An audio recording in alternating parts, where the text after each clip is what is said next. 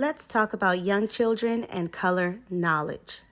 Most children do not master color concepts until between the ages of 4 and 5 years. Some aspects of color knowledge continue to refine even into early school age years.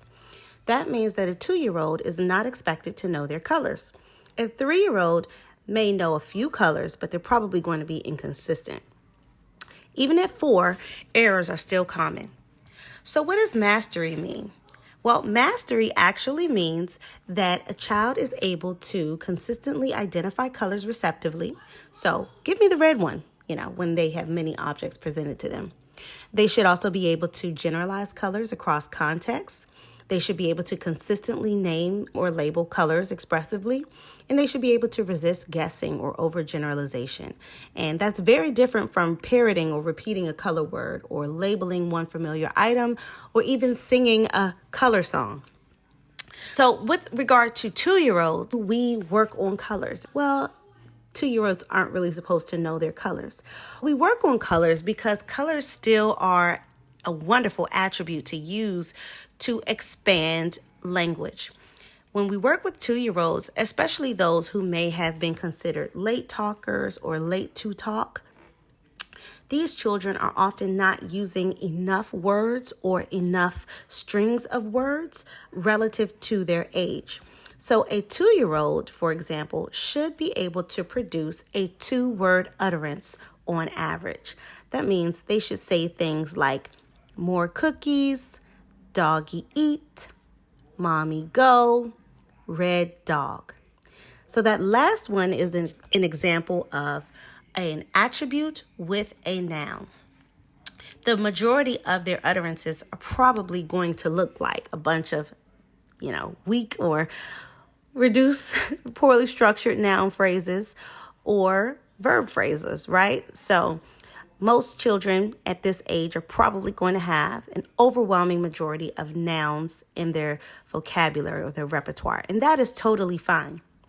But we want to teach them to expand. After all, language is not one-word utterances. Language is strings of utterances and novel connections and new insights and innovation in how we combine words. So that begins with combining at least 2 words, right? So one way to do that is to teach children color concepts to a certain degree and to use them to describe a feature of an object, because after all, colors stand out and they're probably easier to identify than, let's say, the triangle and the square. And I'm all for teaching shapes, and I have a whole lecture on that, but we're talking about colors right now. Colors are much easier to recognize than shapes. So we can say, for example, brown bear, right? We can read the Brown Bear book and we can model brown bear, brown bear.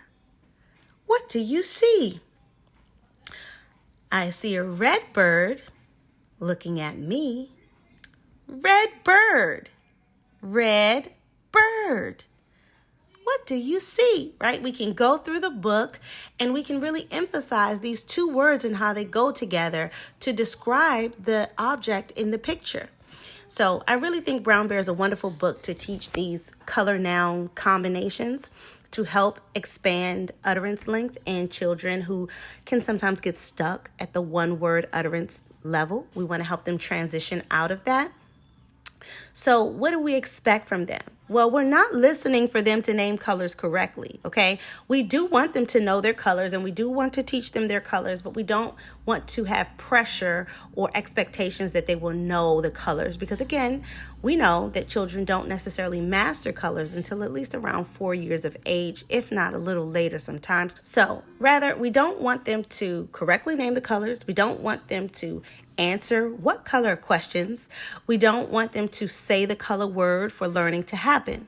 If color words come naturally, then that's great. But if they don't, that's still okay, because that's not really what we're looking at. Why then are we using brown bear in this color book? We're using it because it helps with this repetition of these 2-word pattern concepts. Okay, we're using it because repetition supports learning. As children hear the structures over and over again, then they're going to be more conditioned to use these two-word utterances. So we're listening for attempts to combine words, imitation of these two-word phrases, and moving beyond single-word labels. That's a good starting point. If the child says brown bear, that's even better. Both responses support our goal of extending their utterance length, but we're not necessarily penalizing them if they say red bear or bear red or bear bear. If they say two things, that's still really close to our goal of using two-word utterances.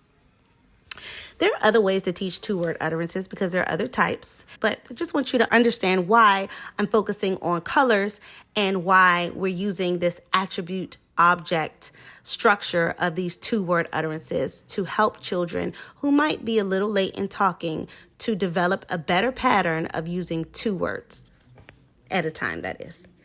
Thanks.